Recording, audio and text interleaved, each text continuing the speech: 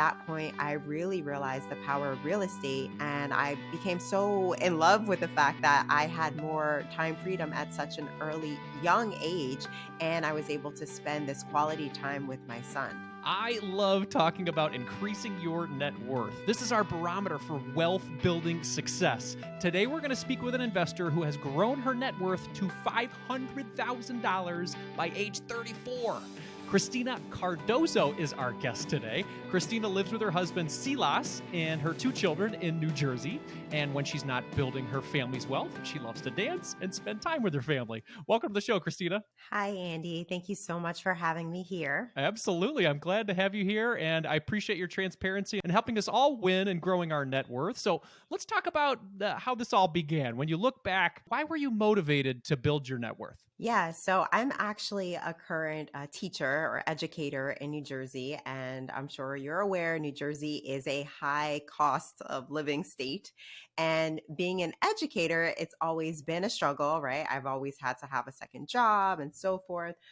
So the reason we actually kind of stumbled across real estate a while ago, about 10 years ago, and I saw the power of being able to get more time using real estate.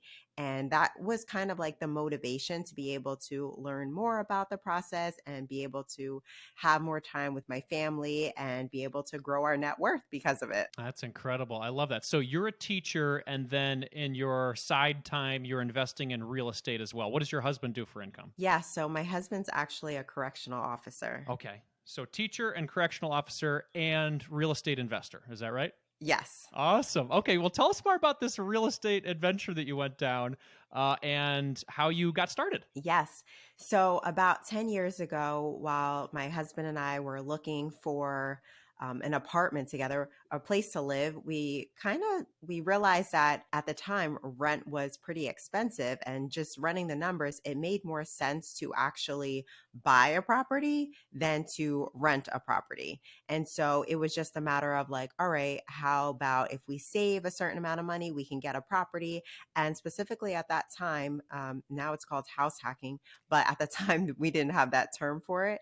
And so we were specifically not only looking towards being able to have a cost of living that was cheaper than rent, but we realized that we could potentially live almost mortgage free by doing house hacking. I love that. So you started, so was this like a duplex or a triplex, or did you have roommates? Like, how did that work? Yeah, so it was actually a ranch home. It was a single family home, but it had a walkout basement.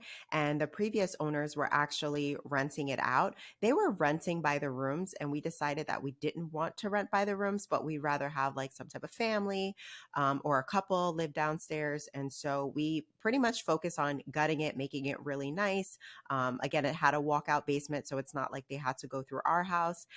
So that was the priority. It was a little bit of a fixer-upper, but we focused on fixing that up and renting that out, and that was able to pay for the majority of our mortgage. That's incredible. So you eliminated one of the most expensive line items in a lot of people's budgets. It's that mortgage or rent cost. Is that right? Yes. Wow. Wow. That's incredible. Okay. So you've got extra money now because you're not paying a mortgage or rent. What did you do with that extra money? Yeah. So not too long after that, I was pregnant with my first son.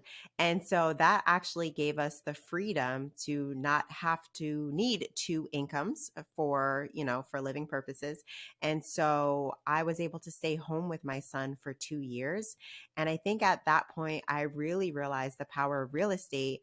And I became so in love with the fact that I had more time freedom at such an young age.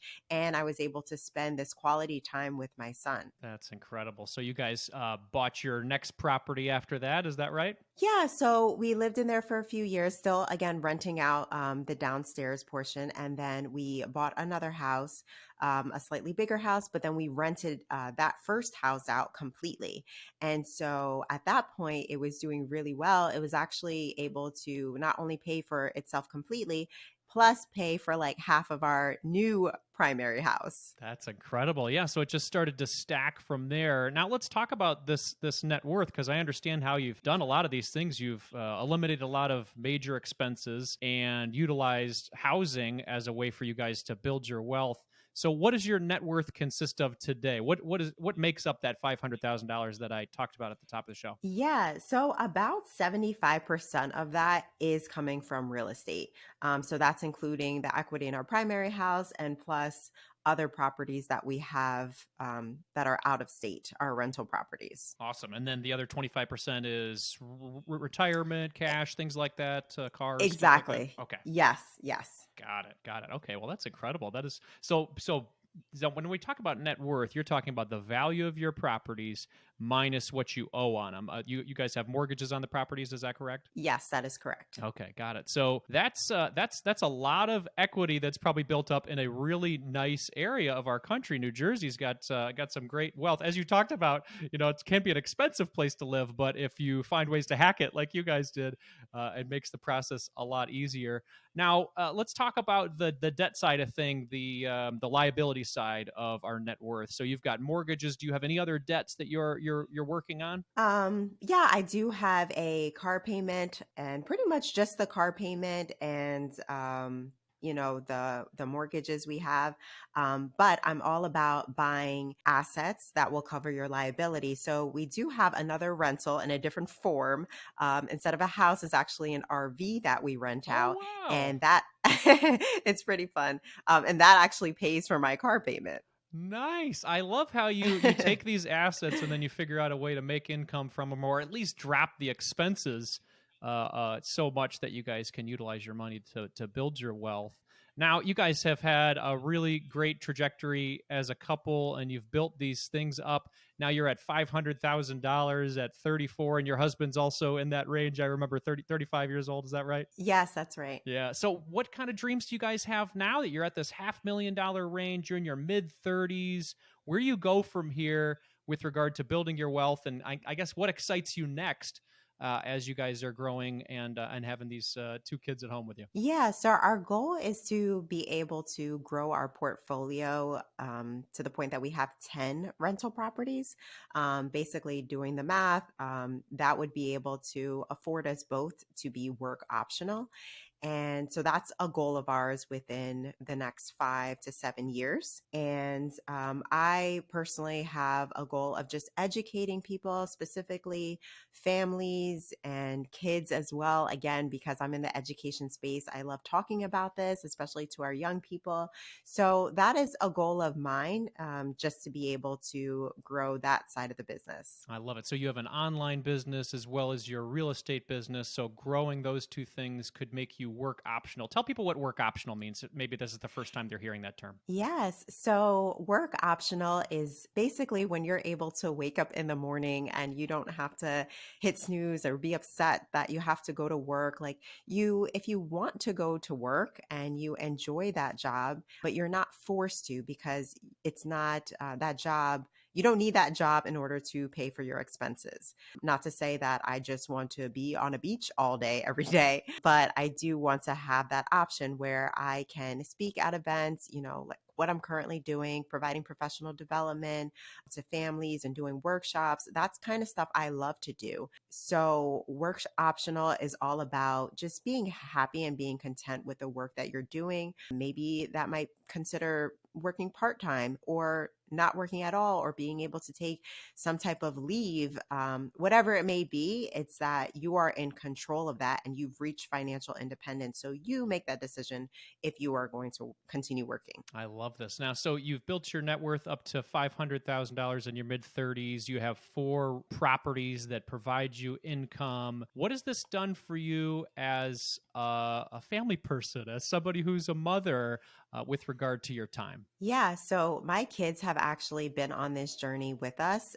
They've seen the properties, they met contractors. My oldest son, who's 9 years old, has helped assembled furniture. He goes, I take them both with me to like have decor, like buy decor for the places. So I am so all about like transparency when it comes to building wealth, especially through real estate and talking about personal finance at home and just having like money conversations at home.